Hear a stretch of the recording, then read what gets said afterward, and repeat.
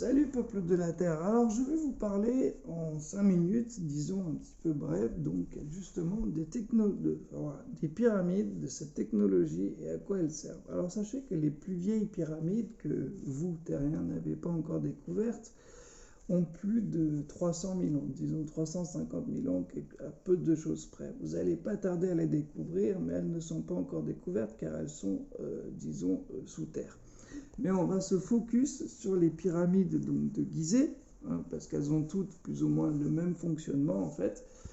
Et Nikola Tesla, je vous invite à regarder ses travaux sur l'énergie infinie, justement, comment il faisait, et vous comprendrez un petit peu le rôle de ces pyramides.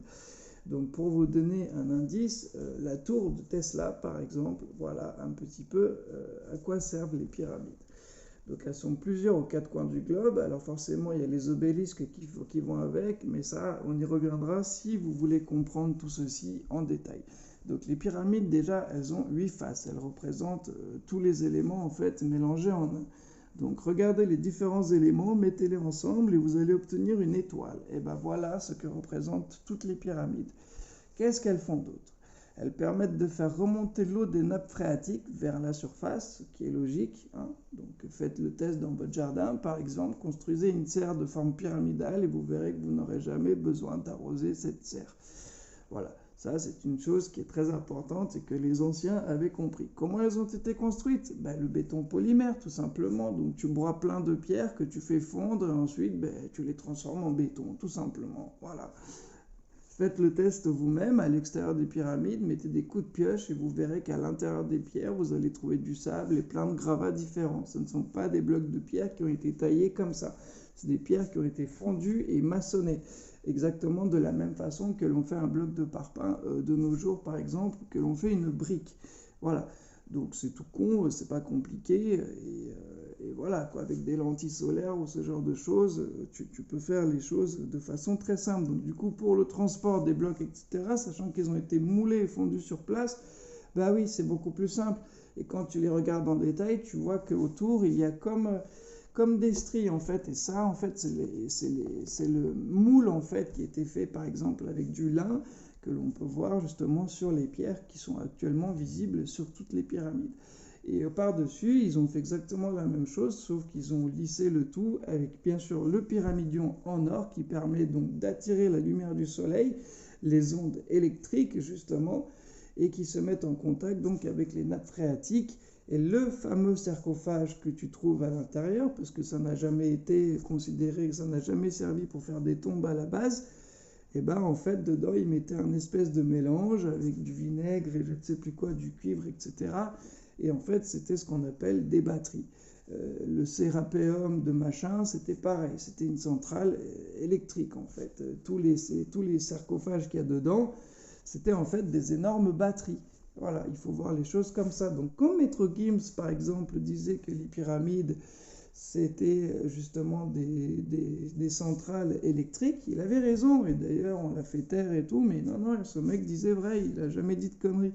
C'est une technologie, donc justement des INH, hein, donc des Abgals, du vieux sage, donc je suis un Abgal, donc je connais quand même ma technologie, et voilà à quoi elle servait en fait, juste à ce que la Terre ait une énergie infinie. Donc si vous voulez mieux comprendre ceci, j'ai mis un petit documentaire sur les années 1800, comment ça fonctionne, parce que vous les utilisiez, ces technologies sur Terre, jusqu'à la Seconde Guerre mondiale justement, qui a mis un stop à tout ça. Voilà. Donc, et ensuite, l'humanité a été ribote, donc on vous a effacé la mémoire, c'est arrivé aussi récemment, c'est ce qu'on appelle l'effet Mandela. Hein, Mandela est mort en 90 ou je sais pas quoi, il n'est pas mort dans les années 2000, les gars. Faut... Regardez bien, enfin bref, renseignez-vous. Donc voilà à quoi servent les technologies, les pyramides, et toutes les pyramides. Elles ont 75 000 ans à peu de choses près, celles qui sont en Égypte. Hein, ce sont les dernières construites, en fait, on va dire, avec les autres plus petites. Les Égyptiens ont essayé de reproduire ces constructions, cette technologie, et on le voit d'ailleurs parce que leurs pyramides sont bien plus dégueulasses et elles tirent beaucoup plus la gueule que ces bâtiments qui sont bien plus vieux, quoi. On reviendra sur le Sphinx aussi plus tard, qui a été construit pas pareil par l'un de mes peuples, parce que mon croisement vient de ce peuple lion, qui s'appelle, attendez, j'ai un trou, mais je vous ferai, si vous voulez, une présentation des différentes races extraterrestres qui viennent sur Terre depuis toujours et qui vous ont même créé, en fait, parce que mon ADN est aussi dans le vôtre. Donc, nous sommes frères et sœurs en quelque sorte. Donc, voilà. Donc, comme je vous l'ai dit, je vais vous divulguer des choses de plus en plus. Et voilà. Et pareil, les obélisques, en fait, c'était des transmetteurs de façon à ce que l'énergie puisse circuler sur tout le globe. C'est pour ça qu'elles sont toutes alignées, qu'elles sont toutes à des distances et, à des zones, et dans des zones bien particulières, justement. Voilà, mais ça n'a jamais été des tombes ou des choses comme ça. Il faut arrêter les bêtises. Les égyptologues disent que des conneries parce que eux-mêmes, ce qu'ils ne trouvent, ils ne le connaissent pas.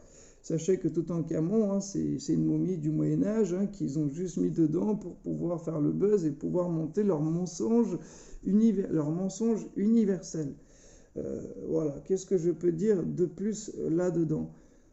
Je pense qu'il n'y a pas énormément grand-chose que je puisse dire. Ainsi, elle permettait aussi, quand tu rentrais dedans en résonance et que tu te mettais sur les bonnes fréquences, tu pouvais aussi changer de densité.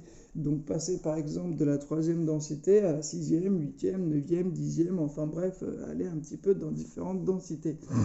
C'est pour ça que justement, par contre, ça, ils l'avaient très bien compris, les Égyptiens à l'époque, et c'est pour ça qu'ils ont rencontré justement plusieurs êtres comme les chacals, croisés humains, le peuple lion, etc. Allez, peace et à bientôt les loulous. Si tu en veux plus, eh ben, tu me le dis et je me ferai un plaisir.